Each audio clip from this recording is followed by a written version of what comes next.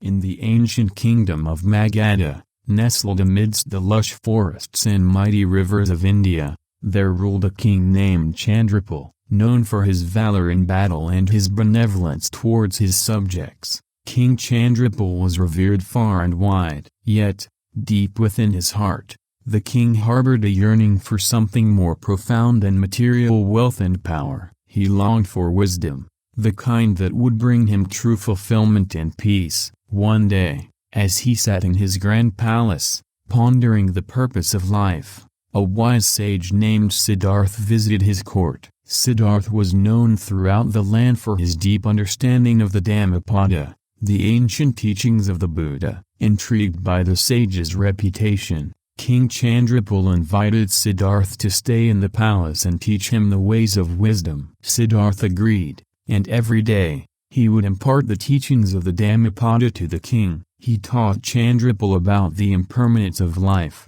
the importance of compassion, and the path to enlightenment. The king listened intently, soaking in every word like a thirsty plant absorbing the rain. As days turned into weeks and weeks into months, King Chandrapal's understanding of the Dhammapada deepened. He began to see the world in a new light, realizing that true happiness came not from external riches but from an inner peace that transcended all worldly desires.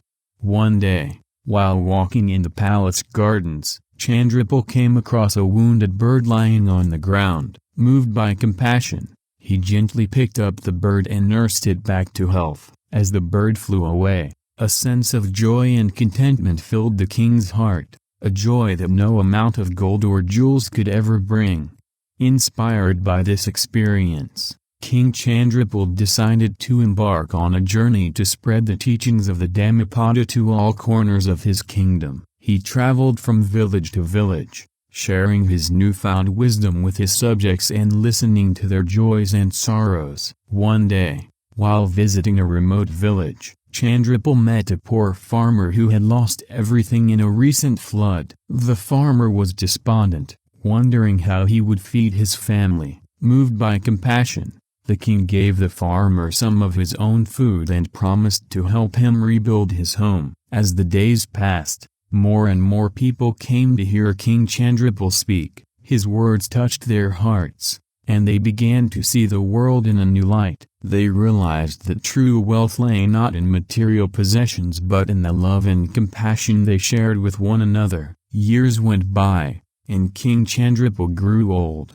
His body weakened, but his spirit remained strong. As he lay on his deathbed, surrounded by his loved ones, he smiled, knowing that he had lived a life of purpose and meaning. In his final moments, King Chandrapal whispered the words of the Dhammapada: "Hatred does not cease by hatred, but only by love. This is the eternal rule." With those words on his lips, the great king passed away, leaving behind a legacy of wisdom and compassion that would endure for generations to come.